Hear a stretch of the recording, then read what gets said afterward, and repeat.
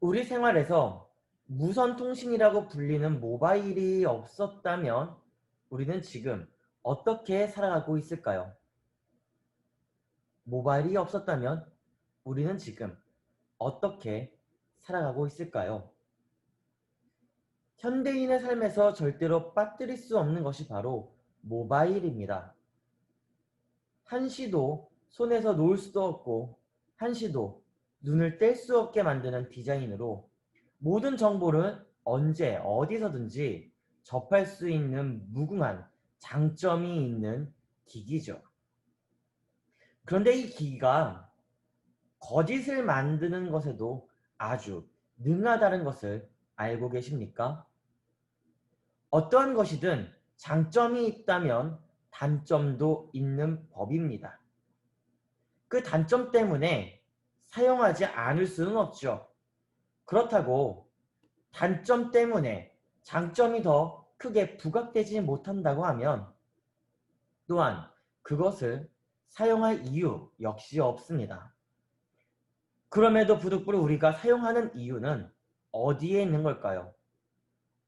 그것은 다른 것보다 다른 어떠한 이유보다 편리하고 사용하기 쉽기 때문에 그런 것은 아닐까요? 2000년대 급속하게 성장한 컨텐츠가 있습니다. 바로 소셜미디어라고 해도 과언은 아니죠.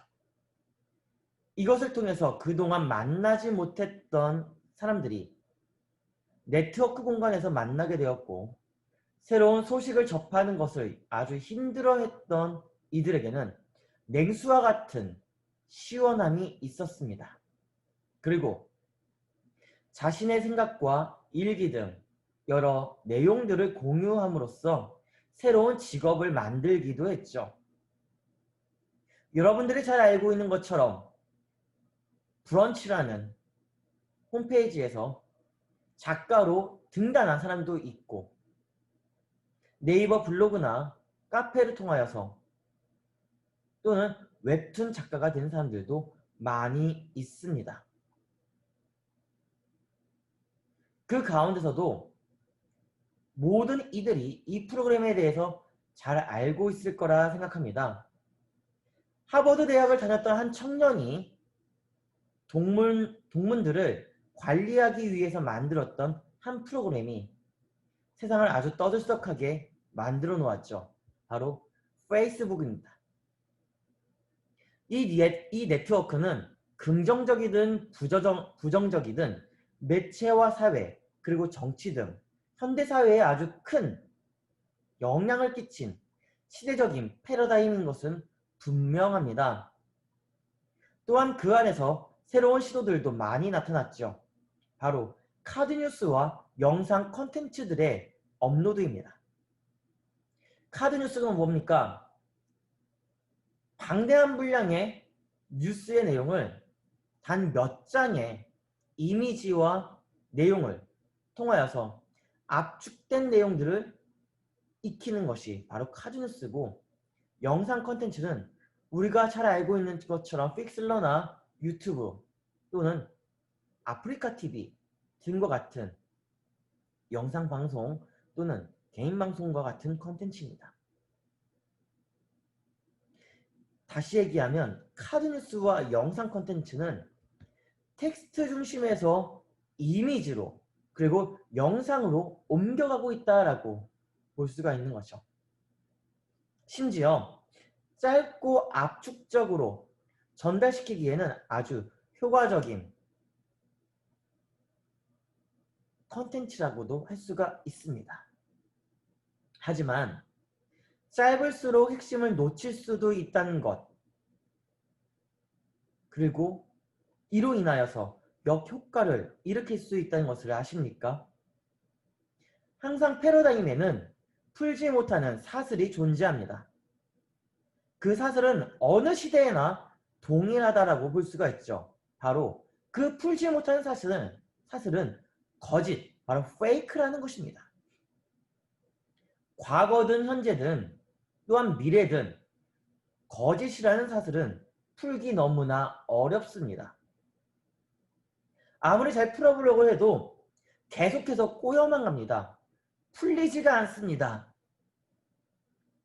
오늘 함께 나눌 본문도 자세하게 보면요, 거짓이 난무했던 것 같습니다. 얼마나 난무했던지 계명에도 거짓을 증거하지 말라고 하죠. 본래 이 계명은요, 법정에서 행하는 거짓 증거에 대한 이야기입니다. 다시 이야기하면 법정에서 거짓 증거하지 말라는 겁니다. 심판대 앞에서 거짓말, 이롭지 않은 말을 하지 말라는 것이죠. 이스라엘이 애굽을 나온 뒤에 모세가 숱하게 재판을 합니다. 그것은 출애굽기 이후에서부터 계속적으로 볼 수가 있습니다. 어떠한 사건 때문에, 어떠한 이슈 때문에 모세가 대표에 서서 심판을 하고 재판을 하죠. 근데 재판이 너무나 많다 보니 1000부장, 100부장, 50부장을 세워서, 그리고 10부장까지 세워서 자신이 해야 할 일을 이들에게 하나씩 배분합니다. 그런데 그 안에서도 거짓이 많았나 봅니다. 재판을 하기 너무나 힘들었나 봅니다. 아니, 재판뿐만 아니라 이웃끼리에서도, 가족관계에서도, 때로는 친한 관계 내에서도 이 거짓이 난무했던 것 같습니다. 오늘 본문을 볼까요? 출애굽기 20장 16절입니다. 같이 읽겠습니다. 함께 읽을까요? 내 이웃에 대하여 거짓 증거하지 말라. 누구에게 거짓 증거하지 말라고 했나요? 내 이웃입니다. 그렇다면 여러분들의 이웃은 누구입니까? 여러분들에게 있어서 가장 가까운 이웃은 누구입니까? 아마 가장 가까운 이웃은 먼저로는 가족일 것이고, 그 다음으로는 친구들 것이고, 그 다음으로는 직장 동료 또는 그 외의 사람들일 것입니다. 혹은 연인 관계에서도 이웃이라고도 표현할 수도 있겠죠. 연인 관계에서, 친구 관계에서, 직장, 상사나 동료 관계에서 거짓을 이야기한 적이 있으십니까? 과거에도 그랬을 수도 있겠지만 현 시대에도 거짓이 보통이 되고 정직 그 자체가 유별난 것처럼 보이는 시대가 오늘의 시대가 되었다고 해도 과언이 아닙니다. 살아가면서 어느 누구도 거짓의 행동, 거짓말을 해본 적이 없다고 하면 믿을 수 있겠습니까? 어린 아이들도 자신에게 불리한 점이 생기게 되면, 불리한 상황이 생기게 되면 자신도 모르게 화이트 라이라는 하얀 거짓말을 한다고 합니다. 조금 오래된 코미디이긴 하지만 시대를 잘 풍자했던 한 코미디 프로가, 한 코너가 있었습니다. KBS의 한 코미디 프로인데 그 안의 코너가 달인이라는 코너입니다. 여러분 잘 아시겠죠? 달인이라고 하면 누가 나옵니까? 정글의 법칙에서 능력이 뛰어난 주인공인 김병만 씨와, 그리고 그 옆에서 여러 해설을 곁들이며 재미있게, 위트있게 또는 풍자하는 류담 씨, 이 두 사람이 나와서 짧은 코너를 보여줍니다. 수많은 에피소드 가운데 한 에피소드가 이런 에피소드가 있습니다. 달인이 나옵니다. 달인이 나와서 이렇게 말을 해요. 나는 태어날 때부터 거짓말도 거짓된 행동을 해본 적이 없어. 이렇게 당당하게 말하면서 시작을 합니다. 그런데 마지막에 그 모든 것들이 거짓된 행동이고 거짓말이라는 것을 재치 있게 표현하면서 그것이 우리 생활 가운데 보이지 않게 숨어 있다고 해설자가 말하며 달인과 그가 불이 나게 사라지는 장면이 있었습니다. 그래요.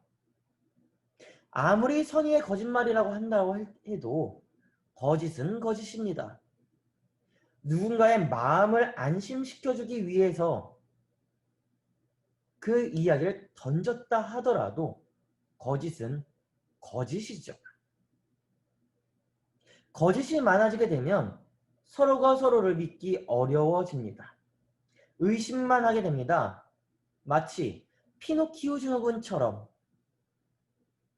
의심이 의심을 물고 의심이 꼬리를 만들면서 서로가 신뢰를 하지 못하게 되죠. 그래서 하나님은 이웃에게 거짓 증거를 하지 말라고 당부를 합니다. 심지어 본문을 통해서도 당부를 하고 있습니다. 다시 한 번 더 본문을 볼까요? 함께 읽겠습니다. 내 이웃에 대하여 거짓 증거하지 말라. 내 이웃에 대하여 거짓 증거하지 말라.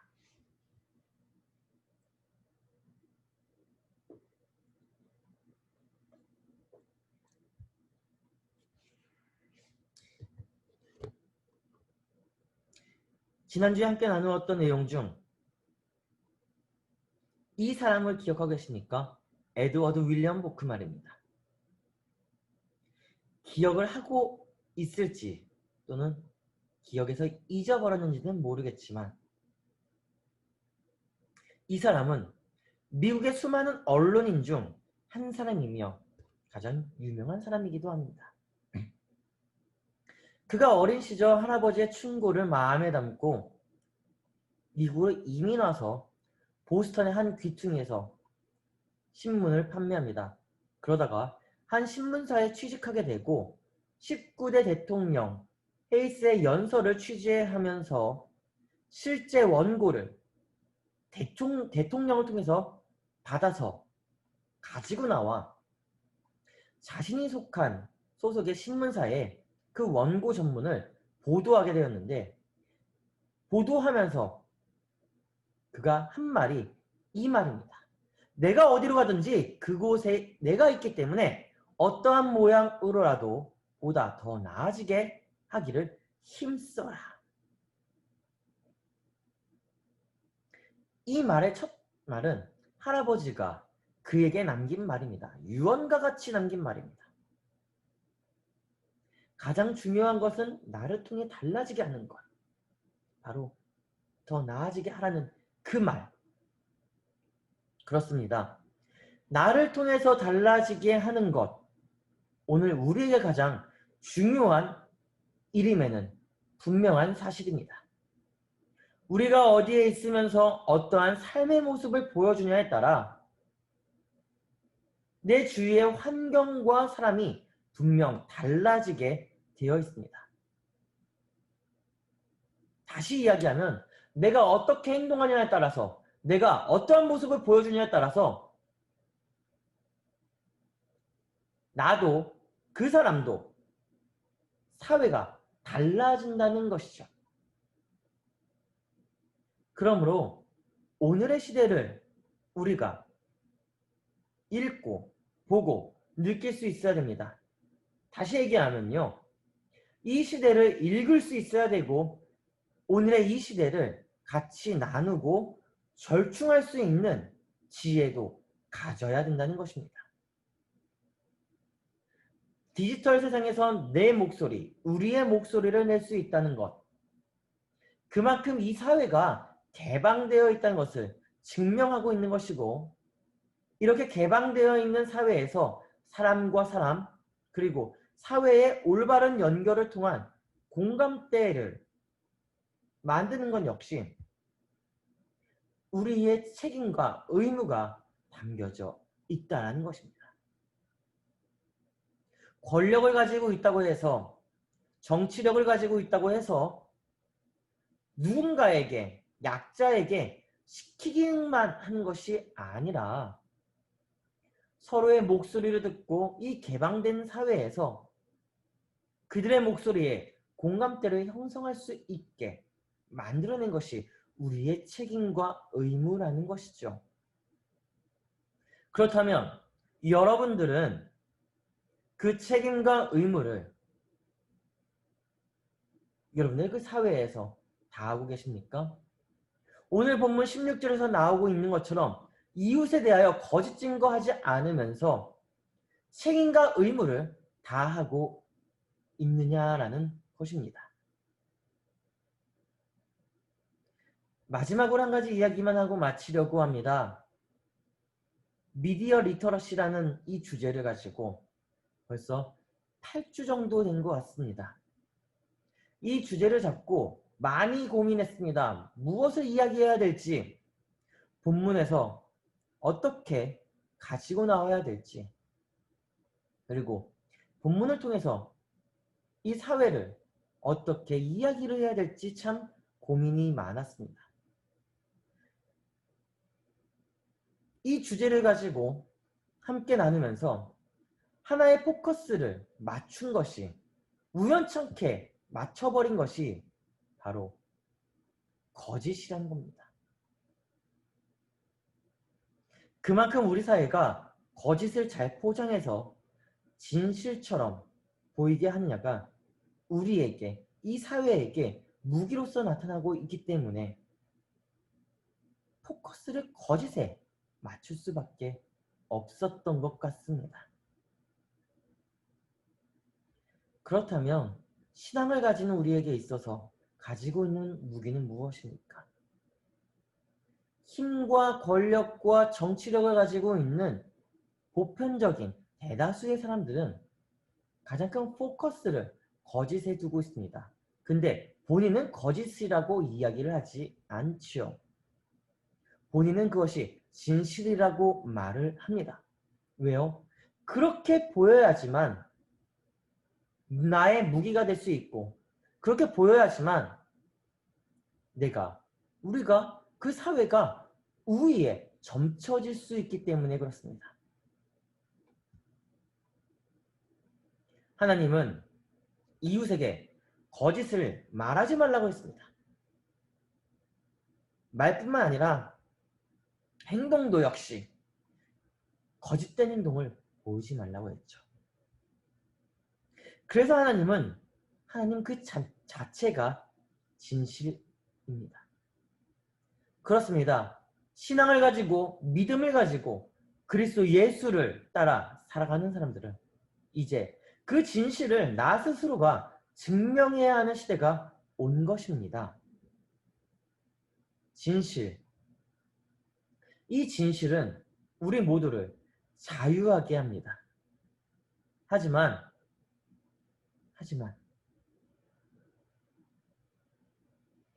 진실 뒤에 거짓이 있다는 것은 누구나 잘 알고 있습니다. 우리가 거짓을 표현하는 것은 나를 숨기기 위해서인 거고, 나를 숨길 때에 새로운 또한 다른 거짓을 만들어내면서 나의 그 또 다른 물은 무기로 보여주게 됩니다. 그렇습니다. 오늘날 사회는 우리가 거짓된 사회라고 이야기를 많이 하죠. 마치 거짓이 보통이 된 시대입니다. 거짓 없이는 보편적으로 살아가기 어려운 시대가 되었습니다. 하지만 그리스도인이라면 우리가 거짓보다는 하나님의 진실을 증거해야 되지 않을까요? 우리 삶의 모습을 보일 때에 거짓된 모습이 아닌 진실된 모습으로 보여야 되지 않을까요? 숨기면서 살 것입니까? 아니면 진리 안에서 자유하며 그 진실을 드러내면서 살 것입니까?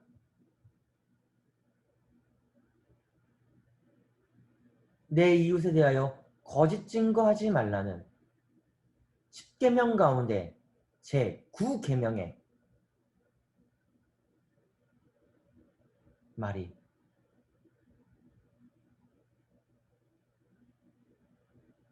우리 삶에 있어, 나의 삶에 있어, 모두의 삶에 있어서